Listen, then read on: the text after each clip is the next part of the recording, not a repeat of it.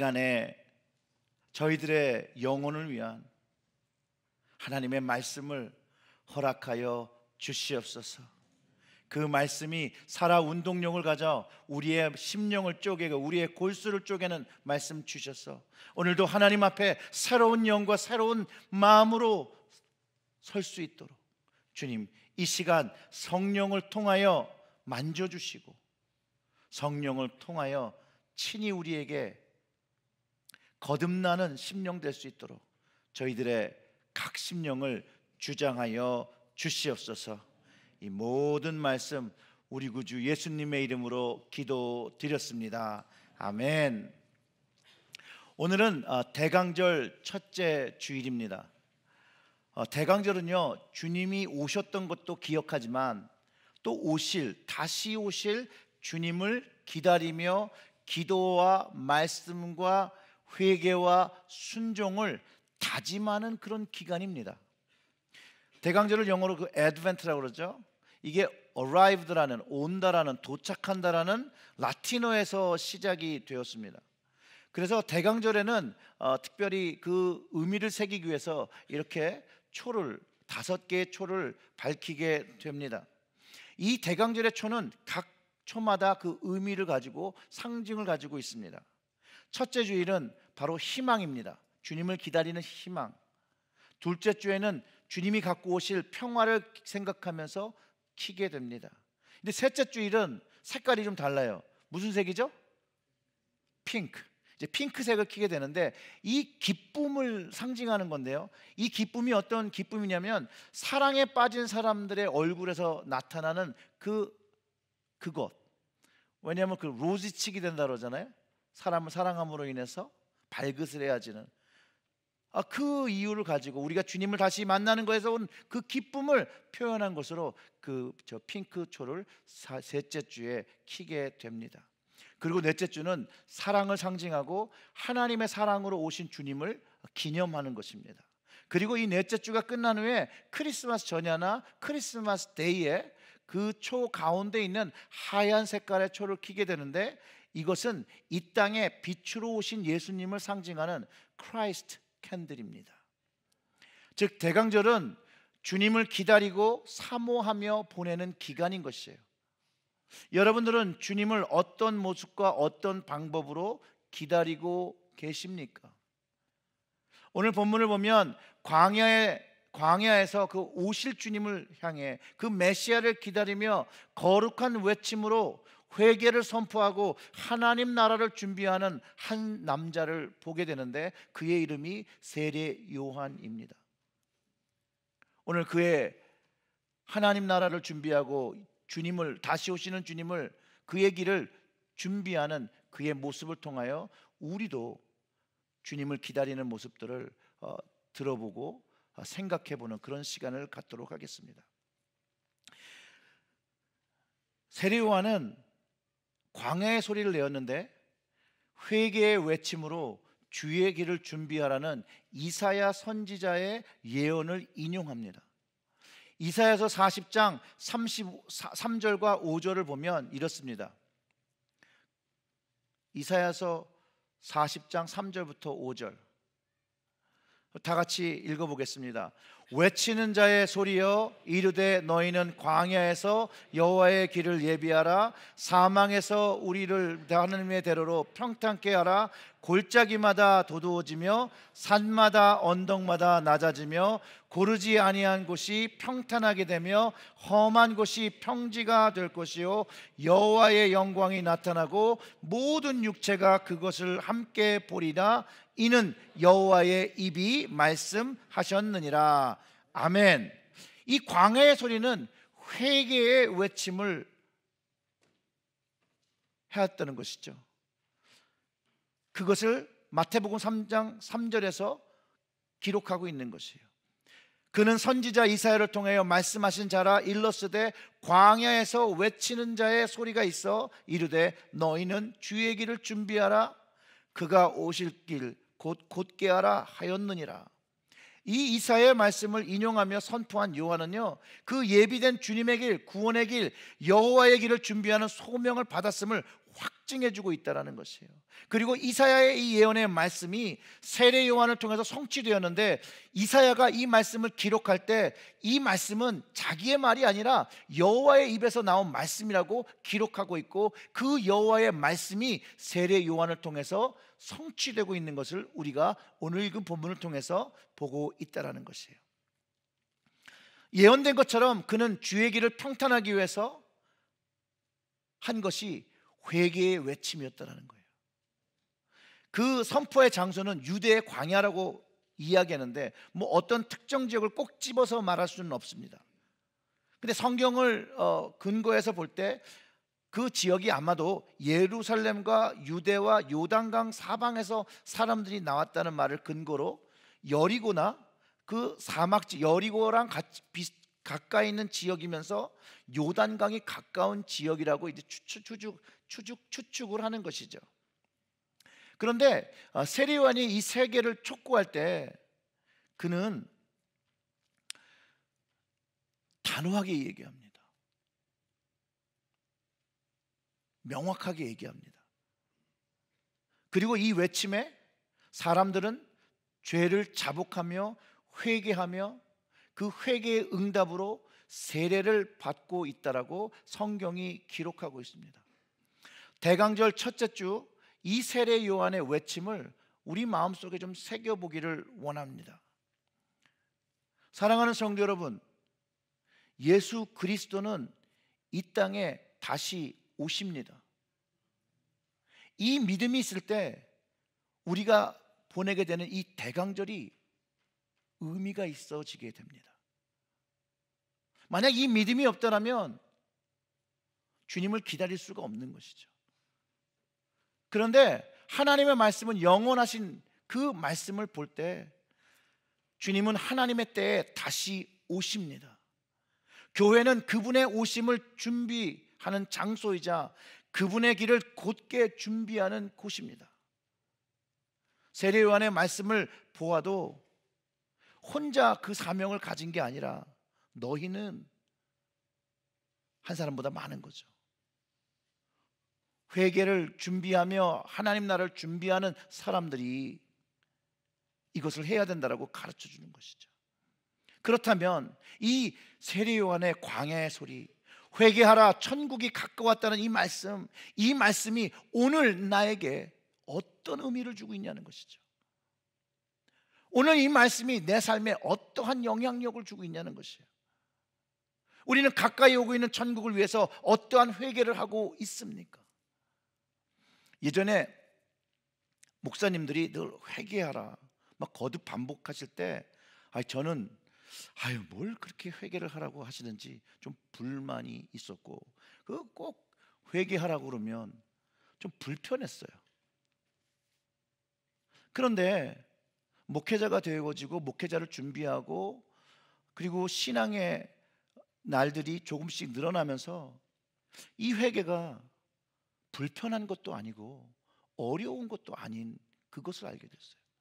오히려 어렵고 힘든 것보다는, 불편한 것보다는 이것이 하나님께 우리에게 주는 은혜이며 은총이라는 것을 깨닫게 되었어요. 자, 여러분들은 회개를 어떻게 이해하고 계십니까? 저는 회개는 하나님께서 우리에게 주신 축복의 선물이라고 생각합니다. 여러분의 인생이 축복으로 시작해서 축복으로 마감되기를 원하시지요? 안 원하십니까? 정말로 그걸 원하시면 이 회개가 우리가 원하는 그 삶을 가능하게 만들어 준다는 것이에요. 회개는 우리에게 축복의 시작이면서 그 회개의 끝이 우리 인생의 마지막 최대 축복으로 마감하게끔 영적인 비밀을 담고 있다는 거예요.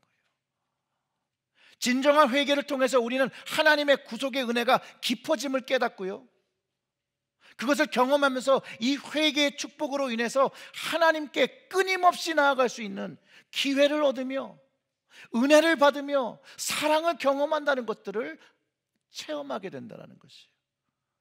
사랑하는 성도 여러분, 회개가 축복임을 이해가 되십니까? 여러분 랍스터 좋아하십니까? 반응이 없으세요. 랍스터 안 좋아하세요? 좋아하리라고 생각합니다. 이 랍스터는요, 온전히 성장하기 위해서 자신을 보호하는 이 껍데기를 벗어야 돼요. 이 껍질을 벗는 것을 우리는 탈피라고 하죠. 근데 이 바닷가재가 5년 동안 이제 크게 되는데 그동안 한 25번 정도 계속 껍질을 벗으며 성장한다고 그래요. 근데 완전히 성장한 후에도 1년에 한 번씩은 또 벗는데요. 이 모습을 볼 때 성장을 위해서, 새로운 껍질을 위해서 옛 껍질을 벗어내고 새 것을 나오게 하는 것, 이 모습이 우리가 하나님 앞에 회개함으로 우리의 죄된 모습을 버리고 새로움으로 입는 그 유사함을 갖고 있고, 이것을 볼 때 떠오르는 성경 구절이 하나 있다라는 거예요. 에베소 4장 22절부터 24절의 말씀이, 바울이 한 말씀이 있는데 우리 다 같이 한번 읽어보겠습니다. 너희는 유혹의 욕심을 따라 썩어져가는 구습을 따르는 옛사람을 벗어버리고 오직 너희의 심령이 새롭게 되어 하나님만을 따라 의와 진리의 거룩함으로 지으심을 받은 새 사람을 입으라. 아멘. 이 오직 회개만이 심령이 새롭게 되는, 죄악으로 물든 자아를 벗어내고 하나님께서 주시는 새로운 것을 입게 한다라는 것이에요. 다시 설명하면 회개는 우리의 죄의 껍질을 벗고 새로운 영의 껍질을 만들어가는 단계라는 거죠. 썩어져가는 구습의 옛사람을 버리고 성령이 주시는 새사람을 입는 과정이라는 거예요. 그래서 제가 이 바닷가재를 생각하면서 곰곰이 생각해 보니까, 제가 바닷가재는 아니라서 그들이 껍데기를 벗을 때 아픈지를 잘 모르겠더라고요. 그런데 우리가 성장하면서 우리는 성장통이라는 걸 경험하지 않습니까? 그거를 볼 때는 좀 아플 것 같아요. 그와 마찬가지로 우리가 영적으로 회개하며 하나님에게 나아가는 그 시도 자체가 아픈 것이라는 거예요. 성장통, 영적 성장통을 갖고 있다는 거예요. 왜냐하면 나의 욕심을 확인해야 되고요, 버려야 되고요, 정욕을 바라보아야 되고요, 그것을 버려내야 되고요, 더러움을 대면해야 되고요, 그 벗으려는 그 시도에 영적인 아픔이 있다는 거예요. 그럼에도 불구하고 우리가 과감히 우리를 감싸고 있는 이거를 깨트리고 벗으려고 할 때 하나님의 은혜의 손과 치유함을 경험하게 된다는 것이에요. 그래서 회개는 과정, 그 프로세스예요. 성장하는 길이에요. 이 껍질을 벗는다는 것과 또 동일한 말이 있어요. 비운다라는 말. 이게 다 회개와 동일한 말들입니다. 회개는 외형적인 것도 바뀌어야 되지만 내적인 것도 벗어내야 된다는 거예요. 그러니까 내적인 건 우리가 말할 때 벗어낸다는 얘기를 하지 않고 비워낸다는 말을 갖죠. 죄로 물들고 입혀진 겉의 것은 벗어야 되고, 죄로 물들고 채워진 안의 거는 비워내야 된다는 거예요. 왜 이거를 벗어내고 비워내야 하냐? 우리가 이것들을 비워내고 벗어날 때 하나님께서 입혀주고 채워주시는 것을 경험할 수 있다는 거예요. 우리가 우리의 삶 속에서 하나님 앞에 부정한 것들을, 교만한 것들을 비우고 인간적인 것들을 비우고 벗어낼 때 하나님의 새 것으로 입혀지고 채워지는 하나님의 새 사람이 되어질 수 있다는 거예요. 오직 이 방법으로 하나님의 것을 얻으며 입으며 살아갈 수 있다는 것이에요. 그게 바로 회개라는 것이에요. 영국의 시인 이 그레이라는 그 부서진 것을 통해서라는 시가 있는데요, 제가 한번 나눠 볼 테니까 여러분 잘 귀를 기울여서 들어보세요. 부서진 대지에 곡식이 자라고 무르익습니다. 부서진 구름이 넓게 퍼져 신선한 비를 뿌립니다. 그 곡식이 우리의 양식이 되고 그 양식이 우리에게 힘을 주게 됩니다. 살아가는 모든 날들 속에서 부서진 것들에 의해 새로워집니다. 부서진 마음은 회개하는 마음, 주님은 결코 멸시하지 않으시니 뉘우침으로 부서진 것은 주님께서 기뻐하십니다. 우리 주님에게 귀중한 향기가 되는 것은 부서지고 회개하여 비어있는 마음입니다. 광야의 거룩한 외침, 즉 회개로 우리는 부서지고 깨어져야만 하나님의 것을 채우고 덧입혀지는, 그것이 필요할 때 하나님 나라를 받을 수 있고 경험할 수 있고 주님에 대해서 준비할 수 있다라고 세례 요한이 선포한 것이라는 거예요. 그럴 때 주님을 만나는 준비, 하나님 나라를 준비하는 것이라고, 인간 현실에 가지고 있는 걸 모두 버리고 비우고 깨트리라고 말했던 것이에요. 그리고 그것에, 그 말씀의 회개로 돌아오겠던 사람들이 세례를 받은 것이죠. 먼저 씻어내는 것이죠. 비워내는 것이죠. 그것을 요한이 했다라는 거예요. 그리고 요한은 그 광야의 소리를 통해서 심판에 대한 경고가 있었어요. 회개로 촉구도 했지만 심판이 있음을 이야기했어요. 이 광야의 소리는 하나님 나라에 대한 선포였어요. 그 내용을 보면 그 하나님 나라에는 두 종류의 사람으로 구분되어진다는 거예요. 심판을 받을 자와 심판을 받지 않는 자라는 거예요. 다른 말로 하면 회개한 자와 회개하지 않은 자로 구분되어진다는 거예요. 회개의 응답으로 세례를 받으러 온 사람들 중에는 모두가 회개했다고 말하지 않고 있어요. 요한이 그것을 알았습니다. 그리고 그들을 향해 다시 한번 광야의 소리를 선포합니다. 3장 7절부터 10절의 말씀이 그 말입니다. 우리 다 같이 한번 읽어보겠습니다. 요한이 많은 바리새인들과 사두개인들이 세례 베푸는 대로 오는 것을 보고 이르되, 독사의 자식들아, 누가 너희를 가르쳐 임박한 진노를 피하라 하더냐? 그러므로 회개에 합당한 열매를 맺고 속으로 아브라함이 우리 조상이라고 생각하지 말라. 내가 너희에게 이르노니 하나님이 능히 이 돌들로도 아브라함의 자손이 되게 하시리라. 이미 도끼가 나무 뿌리에 놓였으니 좋은 열매를 맺지 아니하는 나무마다 찍혀 불에 던져지리라. 아멘. 하나님 나라가 올 때 그냥 하나님 나라만 오는 것이 아니라 심판의 날이 있다라는 것을 가르쳐 준 거예요. 그리고 그 심판을 면하기 위해서는 회개에 합당한 열매가 없다라면 이 임박한 진노를 면할 수 없다라고 이야기하고 있다는 거예요. 이 이야기는 뭐냐면요, 아버지가 잘 믿었다고 해서, 어머니가 잘 믿었다고 해서 심판을 면한다고 하지 않는다는 거예요. 그래서 스스로 아브라함이 조상이라고 생각할지라도 회개에 대한 합당한 열매가 없으면 심판받게 되는 것이라고 말했던 것이에요.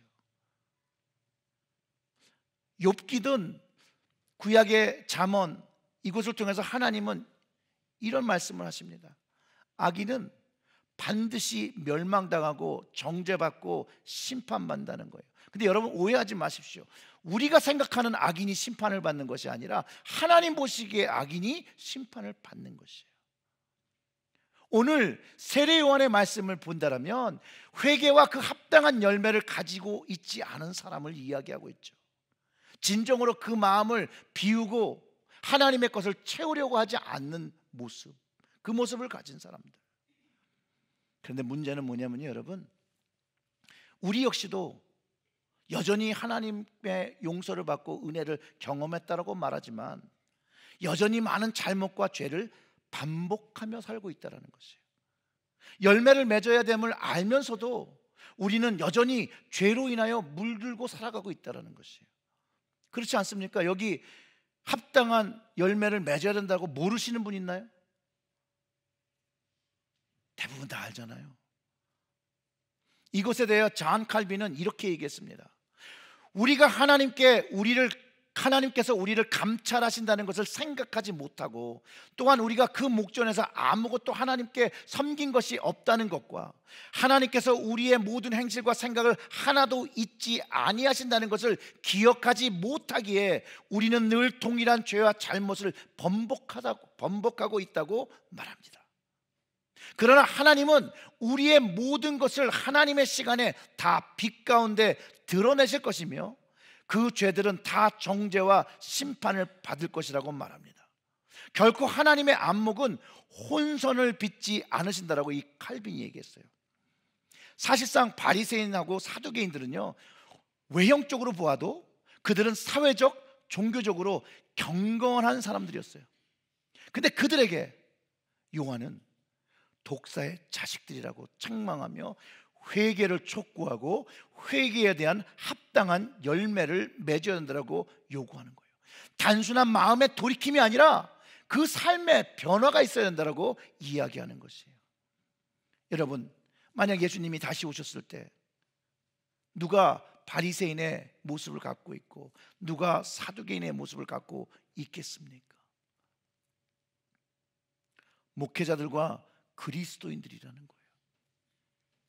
그러기에 저를 포함해서 우리 모두는 우리의 삶 속에서 회개에 합당한 열매를 가지고 사는지, 주님이 다시 오시는 그날까지 주님을 기다리며 살아가면서 우리의 모습을 늘 점검하고 돌아보아야 한다는 것이에요. 칼빈은 우리의 생활이 전적으로 하나님께 전향해야 하고, 그 전향은 하나님을 순결하고 진심되게 경외할 때 일어나는 것이라고 하고, 그것으로 우리의 육체와 옛사람을 죽이는 것과 성령으로 새로 살고 새 옷을 입는 것이라고 가르쳤습니다. 요한은 3장 11절과 12절에서 이렇게 얘기합니다. 나는 너희로 회개하기 위하여 물로 세례를 베풀거니와 내 뒤에 오시는 이는 나보다 능력이 많으시니 나는 그의 신을 들기도 감당하지 못하겠노라. 그는 성령과 불로 너희에게 세례를 베풀 것이요 손에 키를 들고 자기의 타작마당을 정하게 하사 알곡은 모아 곳간에 들이고 쭉정이는 꺼지지 않는 불에 태우시리라고 합니다. 이것은요, 요한의 간절한 외침이에요. 요한은 사두개인과 바리새인을 그냥 비난하기 위해서 한 말이 아니에요. 요한은요, 바리새인과 사두개인이 진실로 회개해서 진노를 면하기를 원해서 한 이야기라는 것이에요. 이것이 요한의 마음에 담긴 선포였어요. 그 마음에 주님의 마음이 담겼고 하나님의 마음에 담겨서 애통하는 마음으로 선포한 회개의 메시지라는 것이에요. 요한이요, 정말로 그들이 죽든지 말든지 방관하는 마음을 가졌으면 이런 말을 하지 않았을 거라고 저는 생각해요. 뭐하러 싫은 소리해서 관계 나빠져요? 뭐하러 회개하라는 얘기해서 얼굴을 붉혀요? 주님이 주시는 그 애정이 있었기 때문에, 주님이 주시는 그 마음이 있었기 때문에 그 사두개인들과 바리새인들, 그 마음에, 그 지식적으로는 하나님을 아나 그 마음이 하나님께로 전향하지 않은 그들, 그래서 그의 삶에 하나님의 삶이 깃들지 않은 그 모습을 보며 독사의 자식들이라고 이야기한 것이라는 거예요. 사랑하는 성도 여러분, 이 요한의 광야의 소리를 기억하시기를 주님의 이름으로 축원합니다. 그리스도인 우리는요, 날마다 회개로 나아가야 돼요. 축복의 자리예요. 회개로 나아가야 돼요. 그리고 열매를 맺어야 합니다. 성화의 길로 들어가야 합니다. 회개로 나아가는 건 수동적인 자세로 하나님께서 회개케 시켜주시겠지가 아니라 회개를 결단하고 능동적인 자세를 취하여 주님의 십자가 앞으로 나가서 그곳에서 십자가의 용서의 능력과 치유의 능력과 사랑의 능력과 은혜의 능력을 경험하는 것에 있다는 것이에요. 이것을 경험할 때 우리가 이렇게 고백하는 것이죠. 내 삶 속에서 복음의 능력을 경험했다. 내 삶 속에 성령의 능력을 경험했다. 그게 열매인 거예요. 그리할 때 그 능력을 가진 경험한 사람들이 그리스도가 다시 오심을 기다린다는 것이죠. 오늘 세례 요한의 말씀, 그 광야의 소리 속에는 그리스도의 오심을 알리고 있다는 거예요. 그의 거룩한 외침은 예수 그리스도가 오심이라는 거예요. 요한은 자신 이후에 오실 이가 있음을 분명히 얘기했고 자신은 그리스도가 아닌 것을 명확하게 표현했습니다. 그리고 그 오실 이는 능력이 있어 성령과 불로 세례를 주실 것이며 그분은 하나님과 함께 심판의 자리에 있어서 열매 맺지 않은 것들을 찍혀 불의 심판에 처할 것이라고 선언했던 것이에요. 그런데 놀랍게도 요한이 선포했던 것처럼 예수님이 이 땅에 오셨다라는 거예요. 그 오신 주님께서 동일하게 하나님 나라를 준비하기 위해 회개를 촉구하셨고요, 하나님 나라가 갖고 왔으니 회개하라고 주님도 동일한 말씀을 하셨고 마지막 심판에 대한 이 심판을 가르쳐 주셨다는 거예요.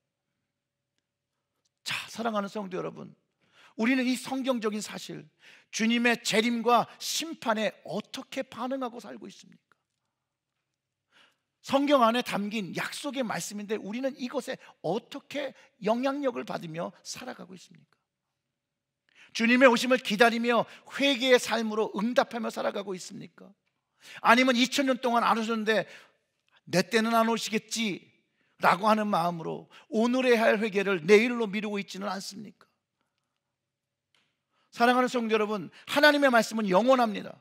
하나님께서 이루시겠다고 하신 말씀은 하나님의 시간에 반드시 이루어집니다. 주님께서 이렇게 말씀하셨습니다. 회개하라, 천국이 가까워오느니라. 하나님의 천국이 점점 가까워오고 있습니다. 우리는 회개로 그 다가오는 하나님의 나라를 준비해야 합니다. 초대 교부 중에 이 갑바도키아를 목회하던 바실리우스라는 분이 계셨어요. 이제 이게 초대교부의 이야기를, 사막교부나 초대교부 이야기에서 나오는데 이것들이 그 당시 초대교회에 그 하나님의 말씀을 가르치는 방법으로 사용된 거예요. 근데 그분의 이야기 중에 이런 이야기가 있습니다. 그는 하루 영안이 열려 기이한 광경을 보게 되었다고 합니다. 한 사람이 이렇게 깨진 항아리가 있는데 거기다 물을 계속 붓고 있는 거예요. 계속해서 물을 부으나 밑이 다 새나가서 그 항아리에 반도 차지 않는다는 것이에요. 그때 천사가 나서 이렇게 설명해 주었다고 합니다. 이 사람은 미련한 자라 마음에 굳은 결심이 없어서 한 가지 일은 착한 일을 하고 이어서 한 가지는 악한 일을 하니 먼저 번 그 선한 일은 없어지고 종래 무용한 일이 계속되는 것이다. 또 한 사람을 보니 그는 산 위에서 나무를 베고 있는데 이미 자신의 힘으로는 질 수 없는 만큼 무거운 짐을 만들어 놓았다. 천사가 설명해 주었다고 합니다. 현재 자기가 가지고 있는 많은 악을 그대로 두고 다만 후일 회개하고 고치겠다고 하는 가장 미련한 사람이다 라고 했다고 합니다. 저는 이 두 미련한 사람 중에 전자에 가까운 것 같습니다. 늘 주님 앞에서 선함도 있지만 악함도 많습니다. 동시에 가지고 갈등하며 살아갑니다. 이렇게 보니 주님 앞에 저는 영적으로 미련한 자입니다. 여러분들은 저와 같이 동일한 미련함을 갖지 마시고 지혜로운 자가 되시기를 주님의 이름으로 축원합니다. 주님께서 이렇게 미련한 자를 은혜를 베풀어 주시고 기회를 주셨는데 저 같은 자를 목사의 자리로 만들어 주셨다는 거예요. 왜냐하면 이 직책을 감당하려니 늘 기도의 자리와 말씀의 자리를 지켜야 한다는 거예요. 그 말씀의 자리를 지키려니 회개하지 않고는 할 수가 없다는 것을 경험하기 시작했다는 거예요. 근데 그게 축복이었다는 것이죠. 여러분, 목사도 예배 드리고 싶지 않을 때가 있습니다. 그렇다고 안 드릴 수는 없잖아요. 그러니 회개해야죠. 목사도 기도가 부담스러울 때가 있습니다. 그리고 돌아보니 또 회개해야죠. 그런데 그러고 돌아보니까 이래도 기도의 자리, 이래도 회개의 자리, 늘 그 자리에 이렇게 하나님께서 그 자리를 픽스드 해주신 거예요. 항상 회개의 자리로. 이 자리가 처음에 목회자가 되기 전엔 굉장히 부담스러웠는데 목회를 하고 교우들과 신앙생활을 하고 어느덧 목회를 하다 보니 이 길이 축복의 자리라는 것을 깨닫게 되었다라는 것이에요. 이 자리에 서기 때문에 회개하지 않을 수 없는 축복을 얻은 것, 저는 하나님께 정말로 감사를 드립니다.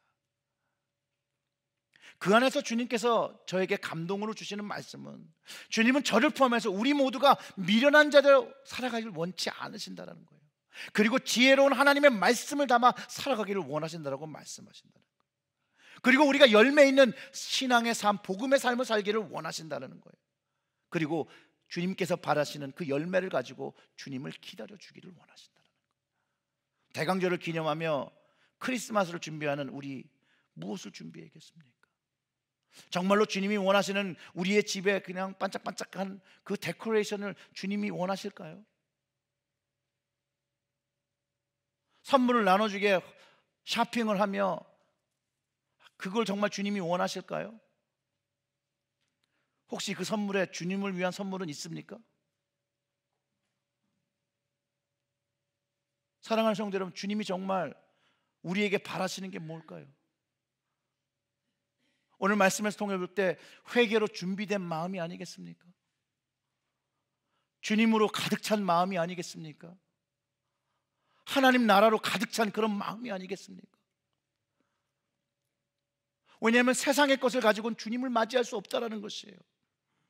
인간적으로 준비한 것은 주님을 맞이할 수가 없어요.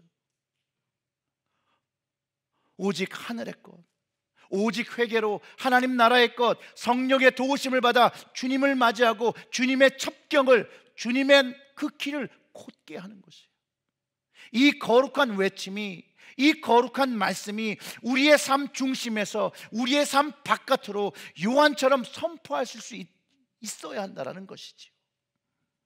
사랑하는 성도 여러분, 오늘은 성찬주일입니다.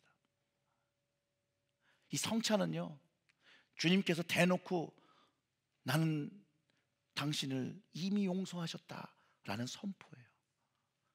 주님은요, 우리를 구하시기 위해서, 용서하시기 위해서 오신 거예요. 죄인이었을 때 우리를 위해서 죽어주신 주님이라는 것이에요. 그것을 기념하는 게 성찬이라는 것이에요. 오늘 이제 회개함으로 나오셔서 주님의 용서와 은혜와 축복이 여러분 심령에 깊어지는 놀라운 하나님의 은혜를 경험하시기를 주님의 이름으로 축원합니다. 우리 다 같이 기도하겠습니다. 주님, 미련한 자로 살아 죄송하고 용서를 구합니다. 특별히 이 시간 저희들의 심령을 주장하여 주셔서 이제 주님이 주시는 말씀을 심령에 담고 이제 하나님이 주시는 새 옷을 입을 수 있도록 옛 것들을 벗어내고 죄된 것들을 벗어내고 하나님 앞에 죄악된 것들을 벗어낼 수 있도록 성령으로 저희들의 마음과 결단과 행동을 주장하여 주시옵소서.